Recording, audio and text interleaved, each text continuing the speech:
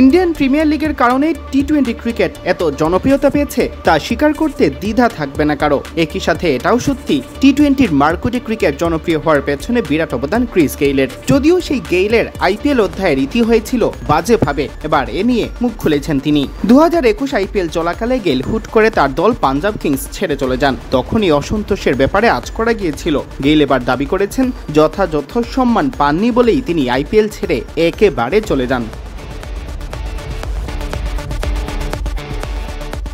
এক সাক্ষাৎকারে গেইল বলেছেন, আমার আইপিএল কেরিয়ার আগে ভাগেই থেমে গেছে। সত্যি বলতে আমি পাঞ্জাব ফ্র্যাঞ্চাইজি থেকে অসম্মানিত হয়েছিলাম। আমার মনে হয়েছে আমার সাথে সঠিক ব্যবহার করা হচ্ছে না।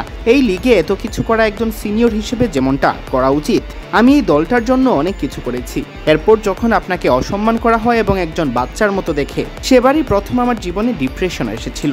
তাই কেউ যখন ডিপ্রেশন নিয়ে কথা বলে, আমার সেই সময়টা মনে পড়ে যা আসলে আমার জন্য ছিল না। 45 বছর বয়সী এই কিংবদন্তি তখন টাকার মায়া ছেড়ে দিয়েছেন। এদিকে সামনে ছিল টি-20 বিশ্বকাপ, ম্যাচ খেলারও সুযোগ হচ্ছিল না আইপিএলে। ইন্ডিয়ান প্রিমিয়ার লিগে যার এত রেকর্ড, তাকে নিজের জন্মদিনে ম্যাচ ডে থাকা সত্ত্বেও নেওয়া হয়নি একাদশে। সব মিলে গেইলের যেন চরম অস্বস্তিকর এক পরিস্থিতি তৈরি হয়। তিনি জানান, ওসব জায়গায় একসময় টাকা আর কোনো মুখ্য বিষয় হয়ে থাকে না। সেখানে টাকার চেয়েও বেশি গুরুত্বপূর্ণ আপনার মানসিক স্বাস্থ্য। আমি অনিল কুম্বলের সাথেও বললাম, শোনো, আমি চলে যাচ্ছি, কারণ আমরা বায়ো বাবলে আছি, আবার সামনে বিশ্বকাপও আছে। মানসিক অবস্থা আমাকে ধীরে ধীরে শেষ করে দিচ্ছিল। মুম্বাই ইন্ডিয়ান্সের বিপক্ষে শেষ ম্যাচ খেলার পর মনে হচ্ছিল আমি আর নেই। তখন মনে হলো না, এটা আর হচ্ছে না। শান্তিতে থাকার বদলে নিজের আরও ক্ষতি করছি। এরপর গেইল কথা বলেন দলের প্রধান কোচ অনিল কুম্বলে ও অধিনায়ক লোকেশ রাহুলের সাথে।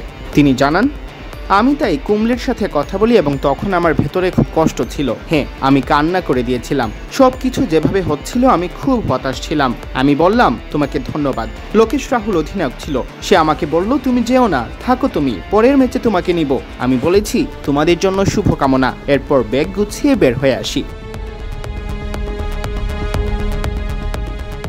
গেইলের অবশ্য পাঞ্জাব কিংসের প্রতি এখনও মায়া কাজ করে। এও জানান, এখনও দল ডাকলে ছুটে যাবেন। তিনি বলেন, আমার সাথে ন্যায় আচরণ করা হয়নি, তবে আমি এখনও আছি। ওরা যদি চায় আমি যাব, তবে লয়ালিটি অনেক বড় ব্যাপার। সিয়াম চৌধুরী, বিডি ক্রিক টাইম।